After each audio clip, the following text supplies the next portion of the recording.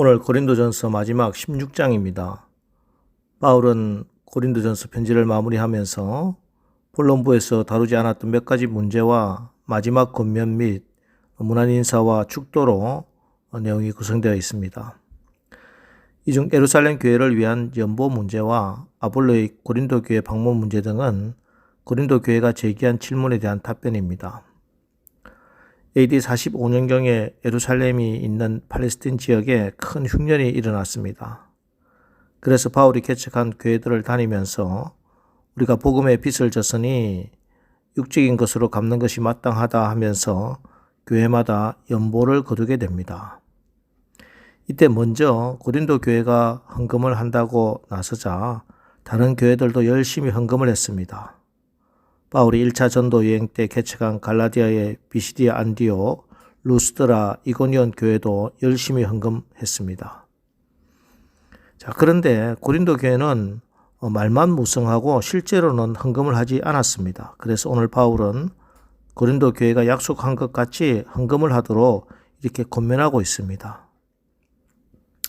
이방 교회가 예루살렘 교회를 위해서 헌금하는 것은 단순한 형제애와 인류애를 보여주는 것이라기보다는 헌금을 통하여 이방인 신자와 유대인 신자가 하나 되게 하기 위해 했던 것을 원했던 것 같습니다. 1절, 2절 성도를 위하는 연보에 관하여는 내가 갈라디아 교인들에게 명한 것 같이 너희도 그렇게 하라. 매주 첫날에 너희 각 사람이 수입에 따라 모아두어서 내가 갈 때 연보를 하지 않게 하라. 여기 연보라 하는 말을 쓰고 있습니다. 연보는 헌금과 조금 다르게 쓰이는 것 같아요. 연보는 컬렉션이고 헌금은 오퍼링입니다. 그러니까 연보는 선교나 구제나 건축을 위하여 목적을 가지고 모금하는 것입니다. 목적 헌금이죠. 그래서 교회에서는 이 헌금은 그 목적에 맞도록 사용해야 합니다. 반면에 헌금은 내가 임의로 드리는 것이 아닙니다. 하나님의 말씀에 따라 드리는 것입니다. 쓰임도 내가 간섭하는 것이 아니요 오직 하나님께서 알아서 하도록 교회에 전적으로 맡기는 것입니다. 어쨌든 오늘 바울은 이 헌금을 허겁지겁하지 말고 미리미리 잘 준비해서 드리는 것이 바른 태도다 이렇게 말씀합니다.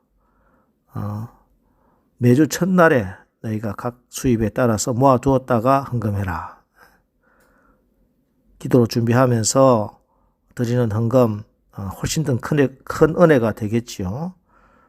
그래서 이 헌금은 의무가 아니고 또 하나의 은혜의 수단이요 은총의 수단입니다. 헌금은 내가 하나님으로 받은 은혜의 도구가 되고 또 다른 성도들에게 하나님의 은혜를 나누는 도구도 됩니다.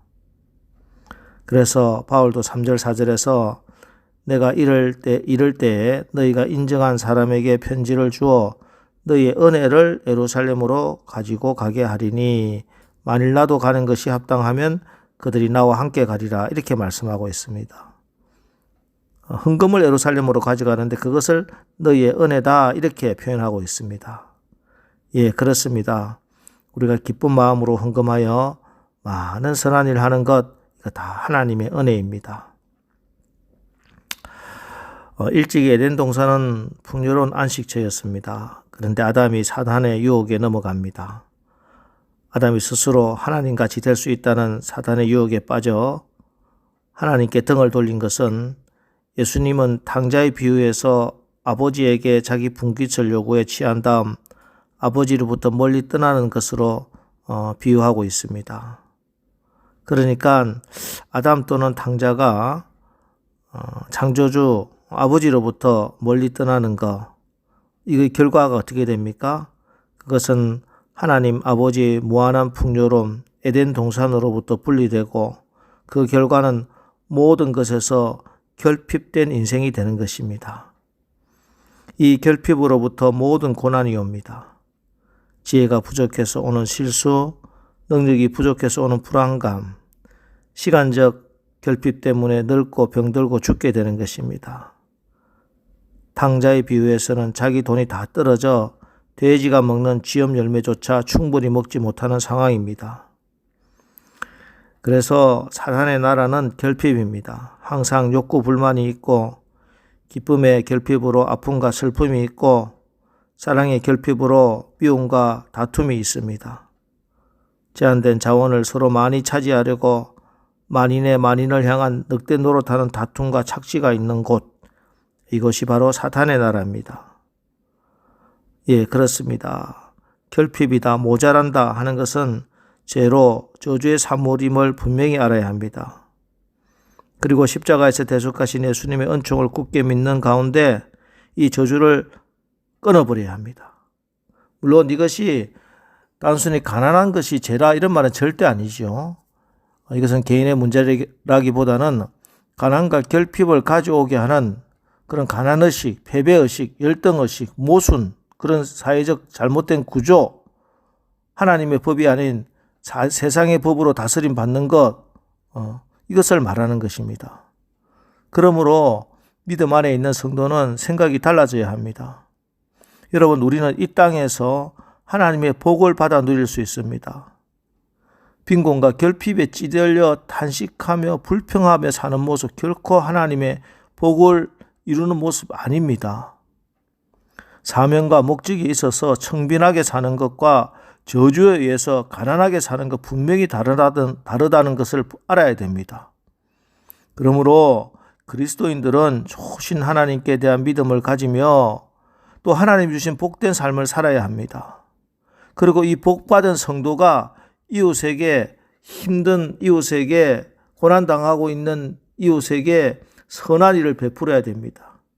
이게 오늘 고린도 교회에 권면하고 있는 바울이 예루살렘 교회에 너희의 은혜를 예루살렘으로 가지고 가게 하라, 이 말씀입니다. 우리도 선한 사업에 한껏 동참했던 초대 이방인 교회들처럼, 그 성도들처럼 우리가 나누는 삶을 살 때 하나님은 더 풍성하게 채워주시는 것입니다. 이것이 성경의 가르침입니다. 그래서 존 웨슬리는 돈을 어떻게 벌고 어떻게 관리할 것인지에 대한 문제를 신앙과 인생의 중요한 문제로 보았습니다. 그리고 기회가 있을 때마다 감리교도들에게 엄격하게 가르치고 설교했습니다. 웨슬리의 설교에 나타난 돈과 재물의 원칙은 4가지입니다. 첫째로, 모든 것은 하나님께 속한 것이다. 둘째, 우리에게 주어진 재물은 하나님의 목적을 위해서만 사용되어야 한다. 셋째, 재물은 우리의 가족을 포함하여 이웃의 필요를 위해서 공급되어져야 한다. 넷째로, 사치와 낭비는 하나님의 것을 도적질하는 죄악이다. 이 원칙에 따라서 돈의 사용법이라고 하는 유명한 설교에서 그는 이렇게 설교했습니다. 가능한 한 많이 벌어라.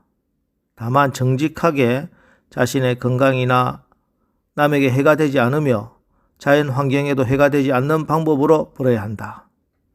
그리고 가능한 한 많이 저축해라. 자신과 가족의 생활에 꼭 필요한 것을 위해서 사용하고 나머지 것은 헛된 일에 낭비하지 말고 다 저축해야 된다. 그리고 3번째가 뭡니까? 가능한 한 많이 나누어 주어라. 자신과 가족의 생활 필수품, 편의를 위한 제품을 위해서 적절하게 지출하고 나머지는 하나님과 이웃을 위해서 다 나누어 줘야 한다. 그리고 실제로 웨슬리의 후예들은 바로 속회를 통해서 이런 삶을 살았습니다. 그러자 그의 경제 사상은 종교를 넘어서 일반 사회에도 유명해지고 그 영향을 받아서 영국과 미국 그리고 많은 나라에서 사회개혁 운동이 일어났던 것입니다. 대표적인 것이 1920년대 영국과 미국의 감리교도를 중심으로 기독교 신앙에 반하거나 사회에 해악을 끼치는 주식, 주류, 담배, 도박, 이른바 죄악 주식에 투자를 하지 않는 캠페인이 전개되었고 군수산업, 담배산업, 도박산업 등 성경의 가르침에 반하는 기업을 투자의 대상에서 제외시키고 긍정적이고 삶의 질을 높이는 상품, 서비스, 기업에 투자하는 운동도 교회가 했던 것입니다. 자, 이것이 바로 우리가 하나님의 성령의 법에 따라 이 땅에 하나님 나라를 이루는 하나의 모습일 수가 있습니다. 하나의 예지요. 자, 여러분, 오늘 이제 고린도전서 마무리하면서 바울이 헌금의 연보에 대한 말씀을 나누었습니다. 풍성하신 하나님에 대한 여러분 믿음을 지키십시오. 복된 삶을 사시기를 축복합니다. 그리고 이웃과 하나님 나라를 위해서 선한 일 마음껏 베푸시는 그런 하나님의 은혜를 나누는 은혜의 통로, 축복의 통로가 되시기를 주님의 이름으로 축원합니다.